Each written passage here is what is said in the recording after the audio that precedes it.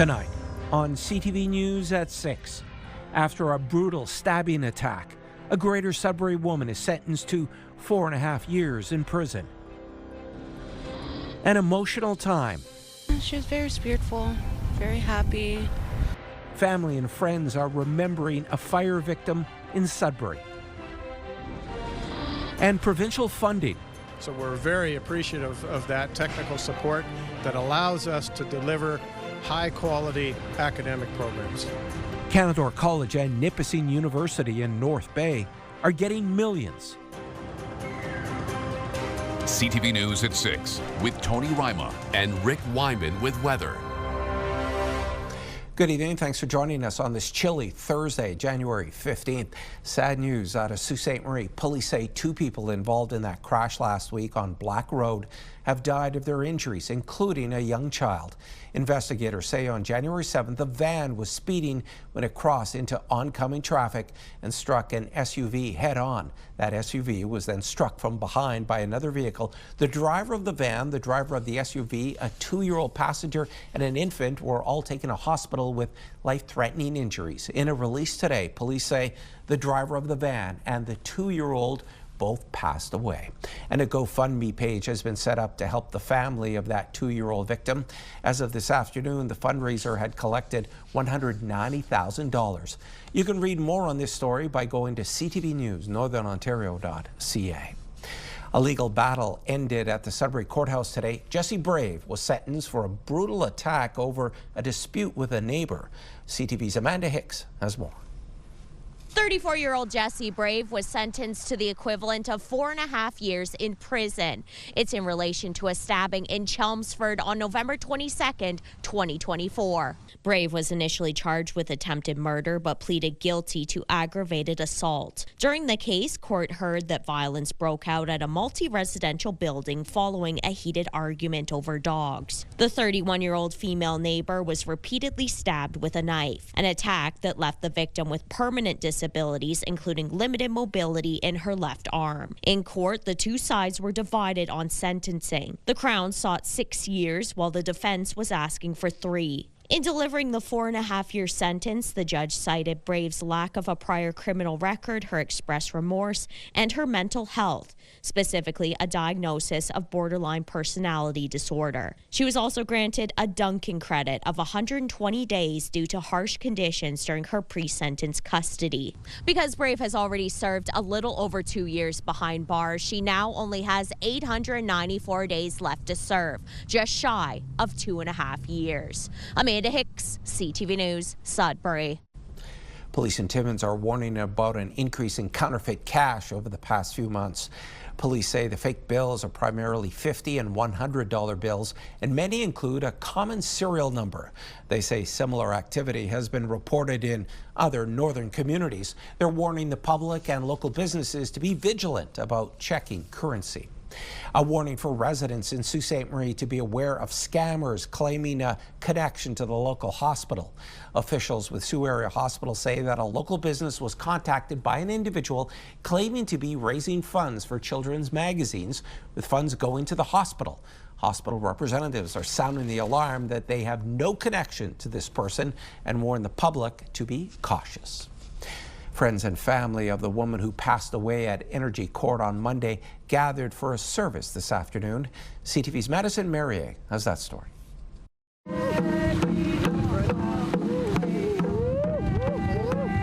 It was an emotional day for many friends and family as they sang, drummed, and smudged at Energy Court, where their loved one Amanda passed away. She was very spiritual, very happy. Just, you know, she could walk into a room and make anybody smile, laugh. Just very cheerful. Some community members placed flowers and teddy bears next to the image of Amanda, while others placed tobacco. We're just overwhelmed with the amount of support, and somebody even made a song. We just listened to it before we actually got here. It's beautiful. It's nice that people, you know, are remembering Amanda. She's affected a lot of us in different ways.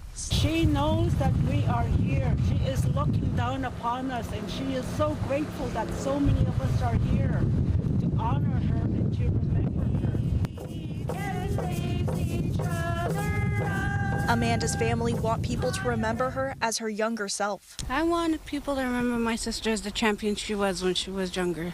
She loved wrestling in her youth years.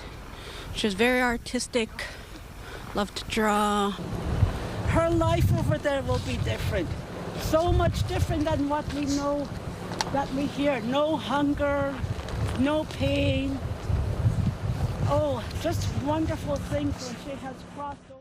Authorities are still investigating. Meanwhile, Amanda's sister is calling for more housing for people with mental health issues and schizophrenia. Madison Merrier, CTV News, Sudbury. One of the trustees with the Near North District School Board has started a petition after the board was taken over by the province. The petition is calling on Education Minister Paul Calandra to refrain from removing democratically elected trustees. The petition has already garnered close to 500 signatures. Bill Steers says trustees serve as a vital link between communities and schools, advocating for the needs of students and parents. Calandra dissolved the board's trustees and Chair Jay Aspin after announcing he was assuming control of the board late last year. It came after a ministry review found dysfunction leading to the delayed opening of the $58 million Parry Sound School. All of a sudden the guillotine came down, and so with regards to the Parry Sound build, yes, he had good reason to say, hey, we had to get the Near North Board in a better direction. That's why he did a review, but he didn't have to take over the board and provide supervision like the other boards in Southern Ontario. The goal is to push back and make sure that we don't lose our democratic rights, that all citizens of Ontario. The petition is also supported by former school board chair Jay Aspin, who's written his own letter to Premier Ford calling on trustee protection. The big freeze is here, but how long will these sub-zero temperatures last? To tell us more, let's bring in CTV's Rick Wyman. Tony, we have a bit of a warm-up starting tomorrow, some flurry activity over the course of the next couple of days. Your systems map, of course, here it is in the Northeast. Freezing yesterday, not too bad today, but still cold. Warming up tomorrow, of course, with chance of flurries and again, more flurry activity over the course of the next 3 or 4 days. So that system moving through. And of course, the weather's never the same 2 days in a row in Northeastern Ontario. So again, this is what we've got going for the weekend. A snowy start, some flurry activity for tomorrow, Saturday and Sunday. Some details coming up a little bit later on the 7-day forecast. And your current temperature is a lot warmer than what they were just last night. So 24 hours later, big difference. Some details coming up, Tony, just a few minutes away with our currents. And again, we'll also take a look at our 7-day forecast a little bit later on this hour. Back to you. Thanks so much for that, Rick. For nearly 4 decades, the Elgin Street Mission in Sudbury has provided physical, emotional, and spiritual nourishment.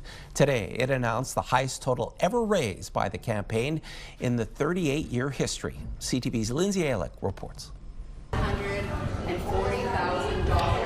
It's a historic milestone. We asked 31 corporate sponsors to donate $1,000. We ended up getting $55,000 in donations, surpassing the 31 days. So now there's 55 days in December. Every December, Mission 31 brings the community together to raise funds and volunteer. We have actually started this mission in 2009, and it was very small at the time. It was for 4 Rotarians to go out in the community with $500 and try to make it grow.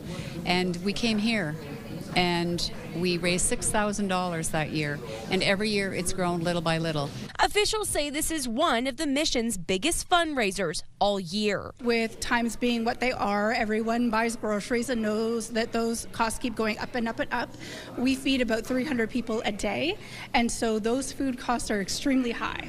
And so this is almost a third of our budget. So this helps us start the new year, 2026, in the black. And so for an organization, a nonprofit like us, it starts us off on the right foot. One of the most notable donations was from Day Construction, having provided $31,000. Our family were one of the first to donate to this cause, and we've continued to do that ever since. And again, it's a strong part of our faith and what we believe in, and giving back to community, giving people that are down and out a hand. And so we continue to, serve Mission 31. We have employees that come here and serve coffee and dinner on occasions, and we're just giving back to the community. LaBreche says there are over 300 volunteers who serve breakfast and dinner every single day, but that they're always looking for more help. Lindsay Alick, CTV News, Sudbury. Winding down traditional steelmaking. Still to come on CTV News at 6. Algoma Steel in Sault Ste. Marie is embracing new technology. Right now, though, we are heading to downtown Timmins. This live webcam is courtesy of that city. It's minus 20 degrees Celsius, minus 23 with the wind chill. We are back in a few minutes.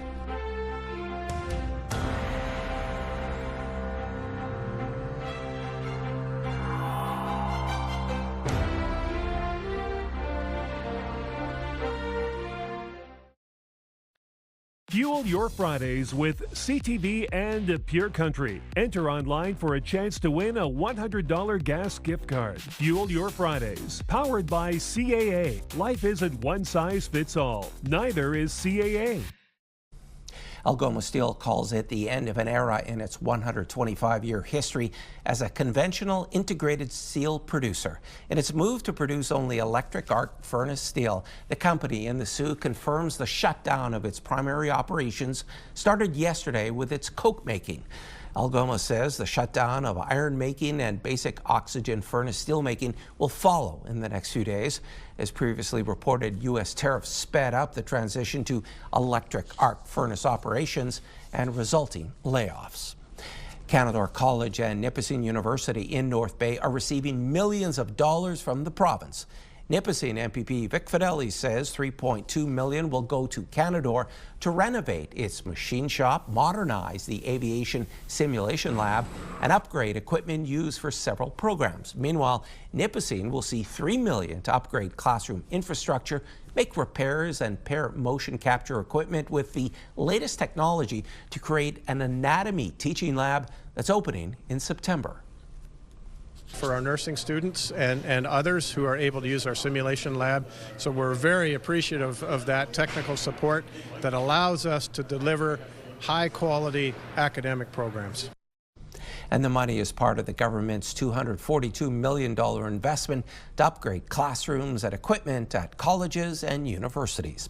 The Ford government is pledging $8 million to help train more family doctors.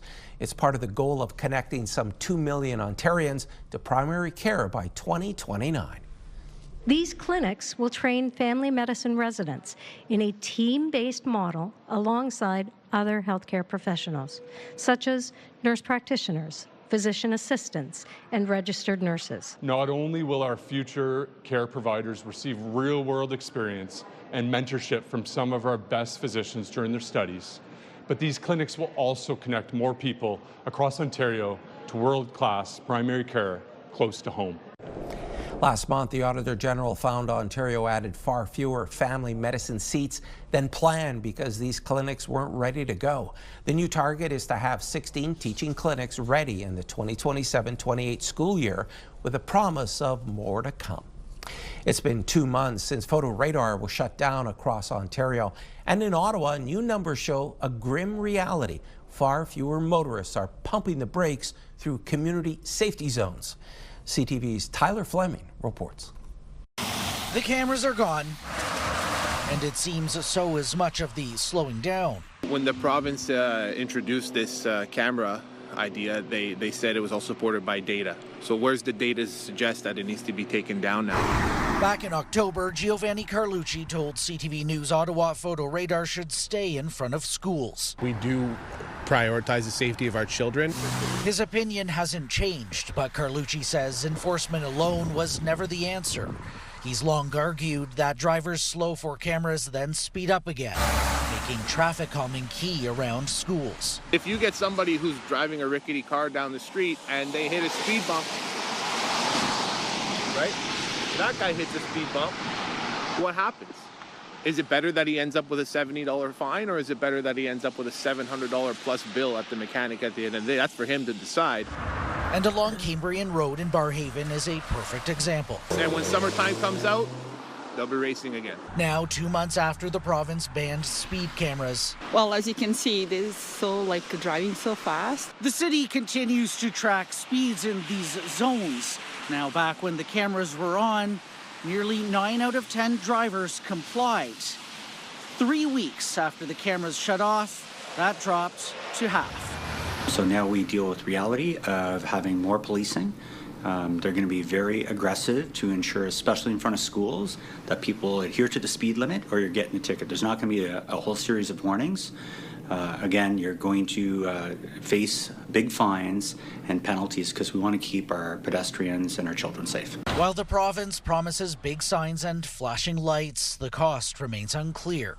Unfortunately, I don't think they're going to be successful in slowing people down, and we have to look at other measures to be able to control traffic. Without a proven fix, Carlucci says it's time for drivers to answer one simple question. Why are you speeding in a school zone? Tyler Fleming, CTV News. Université de Sudbury has partnered with Collège Boreal in Sudbury to offer science courses for the first time. In a news release, the French university says students enrolled in science programs will have access to modern, high-quality lab facilities, at least from Collège Boreal. It's the first time in the school's 66-year history it's been able to offer science courses. The North Shore Health Network is letting area residents know about the emergency department closure at the Thessalon site. The emergency department will be closed from 8 a.m. tomorrow, Friday, until Saturday morning at 8 o'clock. The Blind River and Richards Landing sites are still open. If you need immediate medical care, call 911. Back now for a check on your current conditions. Once again, here's Rick. Tony, warmer than last night. An appreciable difference for some areas. We'll get to that momentarily. Our forecast radar right now. Got some flurries moving in to kick off your weekend. Flurries for tomorrow, Saturday, Sunday, even into Monday. So we'll keep an eye on that. 7-day forecast numbers coming up shortly. Moosonee this hour, minus 24. Cochrane, minus 19. Timmins, some light precipitation, minus 19 as well. Cap, mainly clear, minus 22. How about Chapleau, minus 23, minus 16, a few clouds in Wawa, some fog in the Sioux at minus 19 degrees. Okay, Perry Sound, a few clouds, minus 19 as well. Moving on up to North Bay, minus 26, Temiskaming Shores, minus 25. And Kirkland Lake at minus 26, mainly cloudy skies. Minus 22, a few clouds in Greater Sudbury. Minus 19 in Espanola. Minus 18 in Elliott Lake with a few clouds. And Gore Bay, minus 20. So, Tony, big difference from what we saw last night. We'll get into some temperatures and conditions over the course of the next few days, but it will be warmer. But we also have some precipitation as opposed to that beautiful sunny weather that we all enjoyed for today. So, details just minutes away. Thanks, Rick. Well, if all this cold weather has you down, there's a Northern Ontarian who seems to like it. The amazing team over at the Cochrane Polar Bear Habitat capturing this magical moment of Henry playing in the snow with a gourd. Under the caption, "Pumpkins can be food and also fun." How true. In an effort to boost exports, next on CTV News at 6. Canada takes a softer approach with China as the Prime Minister looks to expand trade. And Canada's Privacy Commissioner says X's chatbot won't be able to edit images. By a monster. Why isn't anybody coming? Behind the worst mass killing in Canadian history. As soon as he said it's too late, I thought I need help. Sunday night, right after the game on CTV and Crave. A new era in relations between Canada and China as the two nations sign trade and economic cooperation agreements to boost exports. But still no breakthrough in reducing tariffs on canola and seafood products. CTV's Annie Bergeron-Oliver is traveling with the Prime Minister. A grand ceremony full of pageantry in China's House of Political Power, marking the restart of a Canada-China relationship that has been largely non-existent for years. I believe the progress that we have made in the partnership sets us up well for the new world order. It's a partnership with new focus and greater depth and a sense of purpose. Prime Minister Mark Carney receiving a warm welcome from various Chinese leaders Thursday, who said bilateral relations have hit a turning point. China is prepared to work with Canada to follow through on the important consensus between our leaders and move forward our strategic partnership on a trajectory of healthy, steady, and sustainable development. Agreements signed today pledge greater dialogue in areas including forestry, tourism, culture, and food safety. On energy, the pact recognizes Canada as an important potential partner in oil and gas. What we heard loud and clear is China is looking for reliable trading partners that don't use energy for coercion. So far, there has been no agreement publicly about tariffs, but Saskatchewan Premier Scott Moe, who has been outspoken about the need to remove canola tariffs, was invited to sit in on a meeting with Premier Lee. Tomorrow, Prime Minister Mark Carney will meet with Xi Jinping. Annie Bergeron-Oliver, CTV News, Beijing, China. The AI chatbot Grok will no longer be able to edit images of real people in revealing clothing on the social media platform X. The move follows a decision by Canada's Privacy Commissioner to expand an investigation into Grok after reports it was complying with user requests to digitally undress images of adults and in some cases children. The Commissioner says the use of personal information without consent to create deepfakes, including intimate images, is a growing problem that poses serious risks to people's right to privacy. Tensions have risen again in Minneapolis after another shooting involving an immigration officer. The Department of Homeland Security says a federal agent shot a man in the leg after being attacked. That was followed by protesters shooting fireworks at officers. Oh my God.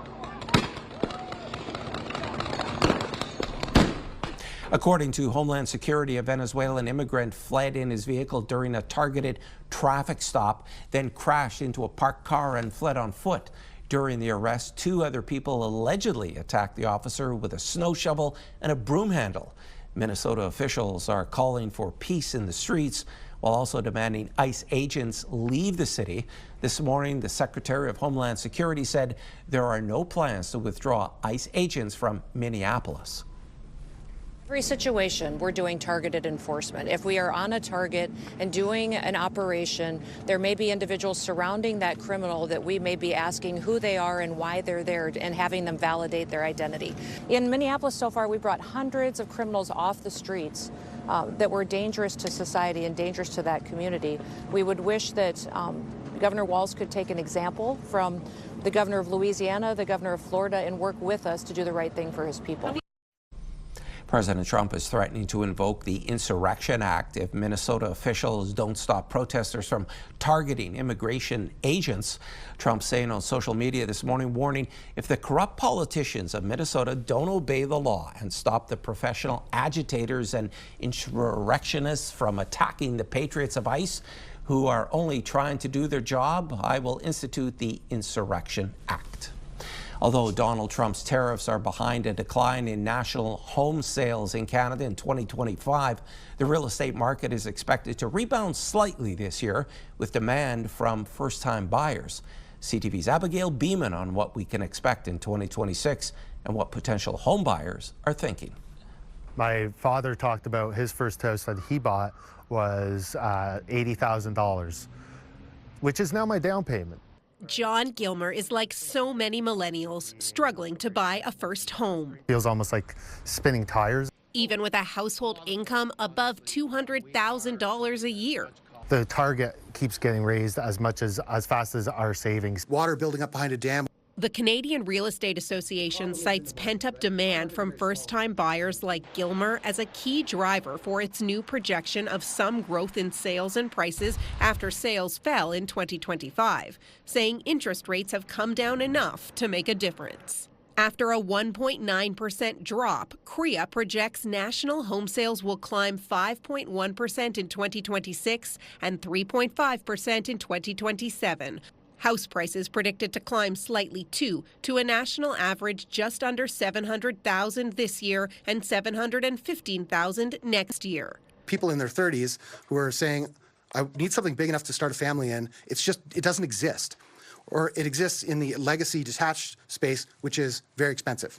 The so-called missing middle of affordable options. People aren't necessarily interested in like a condominium townhouse or a condo itself, and they're having trouble getting into like a freehold. Kriya says over the last 2 decades, there's been a switch from building low-density detached housing to building mostly apartments. John Gilmer is hopeful 2026 will be his year to enter the market, thanks to savings, lower interest rates, and financial help from his parents. $2,700 a month that I'm paying in rent could be used in much better manner where I'm building equity. The Prime Minister has committed to doubling the rate of home construction. Kriya says it has a sense of optimism about the federal Build Canada Homes Agency, but for the medium to long term, while the problem of affordable housing remains pressing today.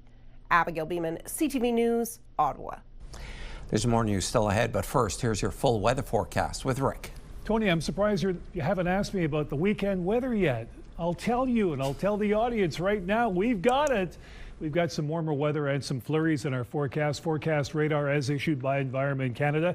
We've got some flurries for tomorrow, and of course the temperatures will be warmer than what we experienced yesterday and of course for today. Nice day today with the sunshine throughout the Northeast. So again, it'll warm up, but we also have some precipitation. Wind chill overnight. It'll be very, very cold in some sectors. Greater Sudbury, Sault Ste. Marie, Timmins, Temiskaming Shores, and North Bay. Right across the Northeast for this evening. So again, get ready for more wind chill. Factors for tonight, Moosonee, minus 33 for tonight. Caphurst as well. Wawa, Gore Bay, and Perry Sound. Also 5 centimeters of snow in Wawa. Now those 7-day numbers. Here we go. Sudbury, Nickel Belt. Flurries tomorrow, minus 11. Chance of flurries Saturday, Sunday, Monday. Your highs minus 6 for Saturday, minus 10 and minus 14. Minus 16 on Tuesday. Some sun and cloud. Chance of flurries Wednesday, warming up to minus 12. Sault Ste. Marie, Algoma, periods of snow for tomorrow, minus 5. Another minus 5 degree day Saturday, minus 8 on Sunday, and minus 13 Monday. So again, periods of snow or flurry activity for 3 consecutive days. Tuesday, a bit of a break, cloud cover minus 12, and the chance of flurries on Wednesday with a high of minus 10. Timmins, Cochrane, Kapuskasing, sun and cloud tomorrow, minus 12. Chance of flurries for 3 consecutive days. Your best bet will be Monday, but take a look at these temperatures. You go from minus 11, minus 17, and minus 20 for your high at the start of the week. Tuesday, minus 20, loads of sunshine. Wednesday, warming up just a bit, minus 17, some cloud cover. Temiskaming Shores and Kirkland Lake, chance of flurries for tomorrow, minus 12, and 3 more days of the chance of flurries at 60%, 40%, and back to 60%, minus 6, minus 11, and minus 15. Your highs Tuesday, sun and cloud, minus 18, and minus 13 on Wednesday with the cloud cover. How about North Bay, West Nipissing? Chance of flurries for tomorrow, minus 9. More of the same on Saturday, Sunday, and Monday, minus 4, cooling down to minus 9. Getting colder Monday, minus 12, and even colder Tuesday, minus 15. Some sun and cloud, chance of flurries Wednesday with a high of minus 10 on the warm-up. Let's have a look at our pick of the day right now. Great shot here, courtesy of Pauline Pekin. It's a mature eagle in Timmins. Look at the maturity in the eyes of this eagle. I love it. Thank you, Pauline, for that great shot. I just love the eagle, a majestic bird, if I may say so. Hey, stick around. Tony Ryma will have a great interview on the film festival coming up at the Capitol Center in North Bay right after the break. It is back for an 8th year next month. The Capitol Center in North Bay is hosting the Banff Center Mountain Film Festival. And to tell us more, the executive director of the Capitol Center, Katina Connolly, now joins us from North Bay. Hi there, Katina. Hi, Tony. Give our viewers an idea of this film festival and why it's so important to the Capitol Center. The Banff Film Festival we've been hosting for a number of years now. And it's a really unique opportunity, I guess, to kind of tie together that cultural, sort of the cultural arts and culture scene with our local adventure enthusiasts, just bringing in that, new demographic, but also an opportunity to really celebrate some of the filmmaking that goes into this series. So the Banff Film Festival every year features a collection of films, all of which have been prepared for and presented at the Banff Mountain Film Festival the prior fall. So this year we're seeing films that have been presented and received awards in many cases at the Banff Film Festival, and it now goes on a world tour across 40-some countries, I think it is. So we're excited to be able to welcome them here to North Bay. Katina, if I remember correctly, I've seen some trailers and the films are stunning, and they do give audiences a sense of a world out there many people have not seen, like myself. Yes, for sure. And I go every year. It is one of my highly anticipated events of the season. So it's breathtaking to see some of the views that are captured on camera when filming the different adventures, I guess, that are being presented. So this year, our lineup, as mentioned, it has a variety of films, but there's a few different ski shorts that are included in there. There's downhill skateboarding this year, adaptive mountain biking, rock climbing is always an interesting one to see, just some of the challenges that these individuals are up against and their resilience and determination, I guess, to kind of come out on the other side and be able to take us along on that journey and be able to experience those, I guess, those adventures together, but also the hiccups and the frustrations as well. Katina, what is the response from Capitol Centre members and non-members? I guess you increased this film festival to 2 days, so they must really enjoy it. Yeah, every year we get I'm going to say a regular crowd. It's not necessarily our regular Capitol Centre crowd, so this tends to be an audience or a demographic that is really interested in those these adventure storytelling. So this is it's definitely gaining some momentum. We are seeing an increase in ticket sales over the last couple of years. And like I said, it's always a great opportunity to be able to bring in an audience that maybe hasn't been to the Capitol Centre before or doesn't come here regularly and have that experience taking in the different adventures that are portrayed on screen as part of the Banff Mountain Film Festival, but also be able to celebrate that filmmaking, like I said, and the storytelling. Katina, thanks so much for your time. Really appreciate it. You're welcome. Thank you, Tony. Katina Connolly joined us this evening from North Bay, and to find out more about the Banff Centre Mountain Film Festival, head to capitolcentre.org.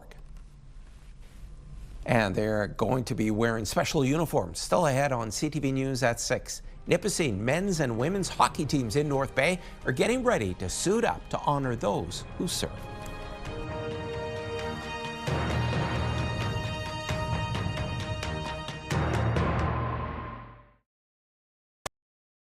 Clothing provided by Laura, Melanie Lynn.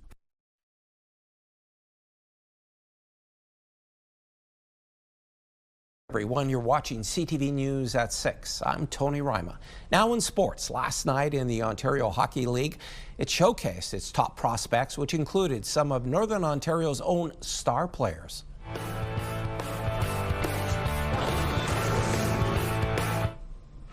It trickles North Ryder Cali finds the back of the net on the power play to get Team East on the board. It was a busy night of back and forth scoring in this one, but Team West walked away with the victory and a final score of 4-3. And all three Northern OHL clubs are in action this evening. The Sudbury Wolves are in North Bay to take on the Battalion. Game time is 7 p.m. at Longyear Memorial Gardens. And the Sioux Greyhounds are on the road in Sarnia to face off against the Sting. That game is a 7:05 start. In the Northern Ontario Junior Hockey League, just one game on the docket tonight. The last place, French River Rapids, will face the first place Sudbury Cubs at Countryside Arena. Game time is 7:10. The Nipissing Lakers men's and women's hockey teams in North Bay are supporting the Canadian Armed Forces with 2 Military Appreciation Night games. The Lakers are teaming up with 22 Wing Canadian Forces Base and the Military Family Resource Center. The men's game is this Saturday against Ontario Tech, Well, the women's game is January 24th against the University of Ottawa. Players will wear camouflage jerseys that will be auctioned off after the game, with all proceeds going to the Military Family Resource Center.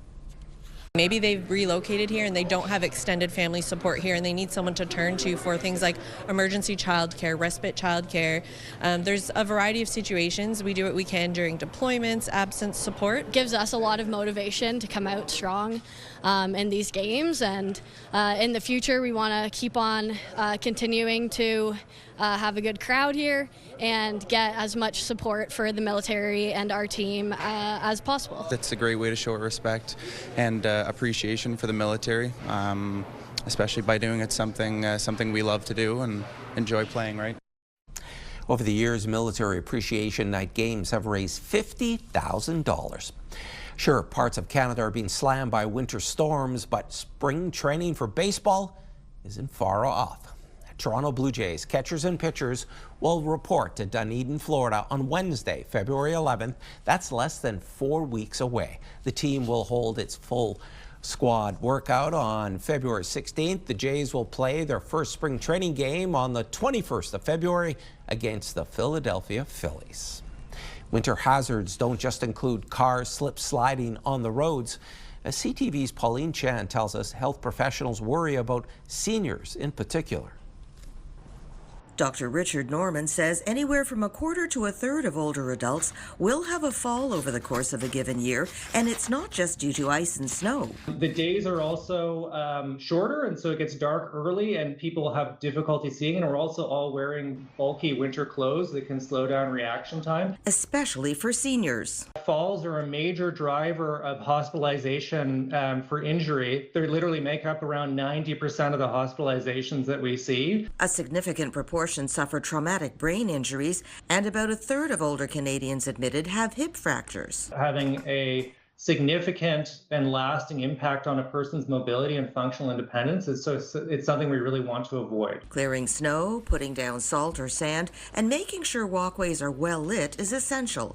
But while Dr. Norman urges safety for seniors, he warns staying too much indoors has its own problems. So social isolation is increasingly recognized as a major driver of health outcomes. It's equivalent to the same degree of risk as smoking around 15 cigarettes per day, or obesity or sedentary lifestyle. That can actually conversely put you at higher risk of falls, because you may actually become deconditioned or reduce in terms of your muscle strength and power. Dr. Norman says the number one solution for social isolation is participation in group programs like volunteering. And for those living with dementia, Dr. Norman says wandering is a special problem in winter. Hypothermia can set in, especially below freezing, in anywhere between 10 and 15 minutes in some cases. As many as 6 out of 10 people living with dementia will experience wandering at some point as part of their illness. If you have someone you worry might set off alone in wintry weather, make sure you have an ID package ready with a good quality recent photo of the person, their medical history, and a list of their commonly used routes and attires. Pauline Chan, CTV News.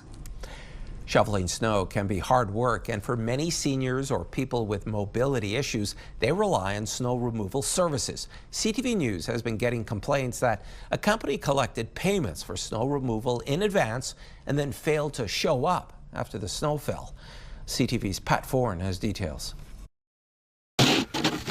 There was lots of snow to clear in Durham region. It's been cold, it's been snowy, It's been heavy. It's been a lot of work. And there was plenty to shovel in Etobicoke as well. It's been pretty snowy and it's not stopping anytime. Now we've had that more recent snowfall. Nobody showed up. Even Toronto hired a snow removal service in October, she found online. They agreed to clear her driveway for the winter season, and she prepaid $1,200. The service came once when it snowed in December, but haven't been back since. My property was not cleared at all. So at this point, I figured that they've taken the money and they're not a legitimate business, that they're not showing up. After that, there's been nothing. Punkage and Ritu Mayor of Oakville paid the same company in advance $610 to clear their driveway for the season. They also came just once and didn't come back.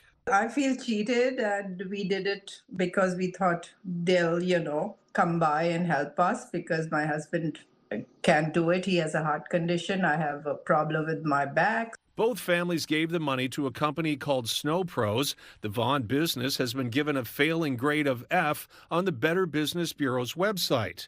CTV News was unable to leave a phone message and our email was not returned.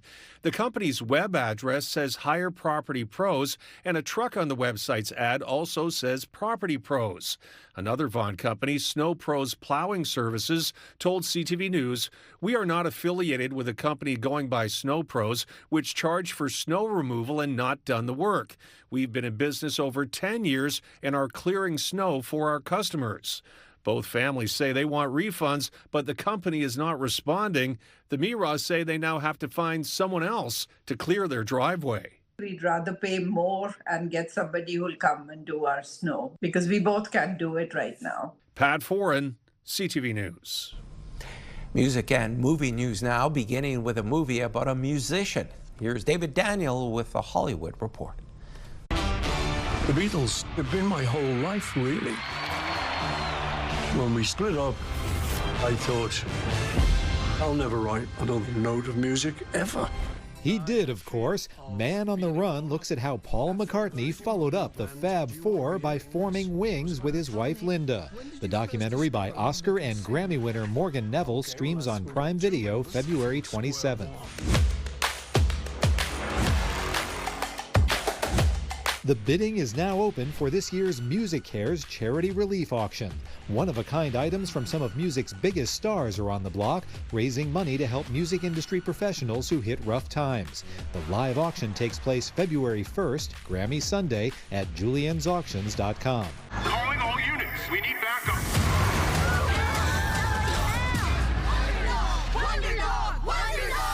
Owen Wilson provides the voice of Charlie the Wonder Dog. The pooch got his powers from the same aliens that turned a cat into a supervillain, and soon they're fighting like, well, you know. Charlie the Wonder Dog zooms into theaters Friday. In Hollywood, I'm David Daniel.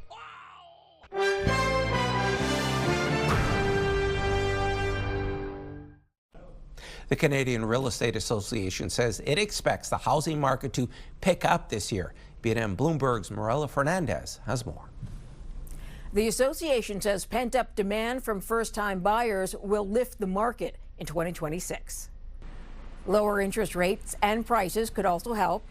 The association predicts sales will increase by 5% this year, with the biggest gains coming for BC and Ontario. It also forecasts the average home price increasing by just under 3%. Here are the closing numbers for the day.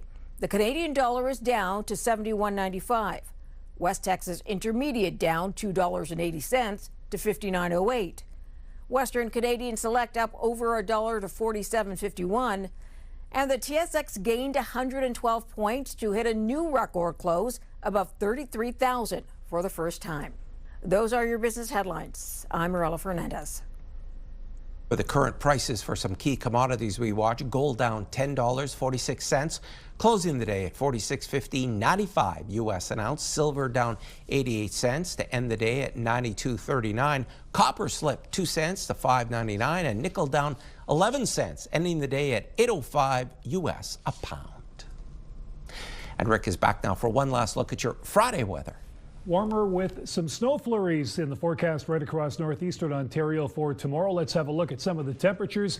Minus 11, 2 to 4 centimeters in Greater Sudbury for tomorrow. Minus 12 in Timmins. Snow 2 to 4 centimeters in Sault Ste. Marie as well. And probably more in the evening. North Bay, chance of flurries, minus 9, minus 6 flurries, Parry Sound. And of course, snow about 10 centimeters in Parry Sound. After midday tomorrow, chance of flurries in Temiskaming Shores, minus 12. Tony? Thanks for that, Rick. And finally, a UNESCO heritage site in Alberta is hoping to attract a bigger audience thanks to a new hit Hollywood TV series. Here's CTV's Tyson Fedor. Nestled at the foot of the Rocky Mountains is Head Smashed in Buffalo Jump. The historical Indigenous site showcases exhibits, trails, and lookout points of where the Blackfoot people use their knowledge of buffalo behavior to kill their prey for food. We pride ourselves on being stewards of a sacred site. Bring more understanding of what the southern Alberta landscape has to offer. The site, located west of Fort Macleod, was peppered into some dialogue between two ER doctors on the season 2 premiere of HBO Max's show, The Pit. Where you going? Head smashed in buffalo jump. Captain Crunch flying squirrel socks. What are we talking in code, or you having a stroke? It's an Aboriginal UNESCO heritage site in Alberta. We had no idea. It was a pleasant surprise. It's unclear how the writers ended up featuring Head Smashed in Buffalo Jump for Noah Wile's character, Dr. Michael Rabinovich's script, but was centered around discussion of taking a sabbatical. However, that scene that aired last week has sparked a flurry of visitors to the park. We watched The Pit. We love it. It's a great show. Big fans of ER, big fans of Noah Wile. Complete reference out of the blue. Got us really excited, so we came down for the day and check it out. We've had a ball. It's awesome. Travel Alberta has also featured the scene in a recent video. The Pit recently won several Golden Globes, including Best TV Series for Drama. Now, staff of the world-famous site are hopeful the international attention draws out even more curious travelers. Tyson Fedor, CTV News, near Fort Macleod. Thanks so much for watching CTV News at 6. I'm Tony Ryma. More news comes your way at 11:30 with Ian Campbell.